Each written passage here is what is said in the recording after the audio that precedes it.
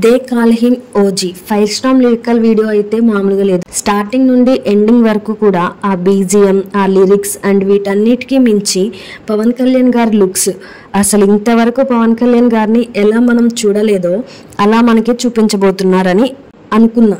కానీ మన ఇండియన్ హిస్టరీలోనే ఎలాంటి సినిమా మనం చూడలేదో అలాంటి సినిమా మన పవన్ కళ్యాణ్ గారితో చూపించబోతున్నారు. నిజంగా నేనైతే ఇంత హైప్ ఇచ్చేలా ఉంటుందని ఎక్స్పెక్ట్ చేయలేదు. నిజంగా సుజిత్ గారు ఏం ప్లాన్ చేశారో తెలియదు, కానీ ఆ ప్లాన్ మాత్రం టెరిఫిక్గా ఉండబోతుందని అయితే క్లారిటీగా అర్థమైపోతుంది. ముందుగా ఆ సాంగ్ గురించి డెప్త్గా మాట్లాడాలంటే ముందు ఆ లిరిక్స్ గురించి మాట్లాడుకోవాలి. ఓజీ అంటే ఇన్ని రోజులు మనమైతే ఒరిజినల్ గ్యాంగ్స్టర్ అనుకున్నాం, కానీ అది కానే కాదు. ఓజీ అంటే మన హీరో పేరు అన్నమాట, ఓజస్ గంభీరా. ఇది మన పవన్ కళ్యాణ్ గారి పేరు సినిమాలో. జస్ట్ ఇమాజిన్ చేసుకోండి, ఓజస్ గంభీరా అని తన ఆపోనెంట్స్ అయినా, తన నాన్నైనా, తనని పెంచుకున్న వాళ్ళైనా, తన గ్యాంగ్ వాళ్ళైనా తనని పిలుస్తుంటే ఎలా ఉంటుంది చెప్పండి.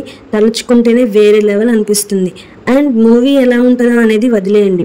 ఓజస్ గంభీరా ఇప్పటిదాకా ఇలాంటి టైటిల్ తెలుగు చరిత్రలోనే ఎవరూ పెట్టలేదన్నమాట. దానిని షార్ట్ కట్ లో ఓజీగా మన ముందు పెట్టే ప్రయత్నం చేశారు సుజిత్ గారు.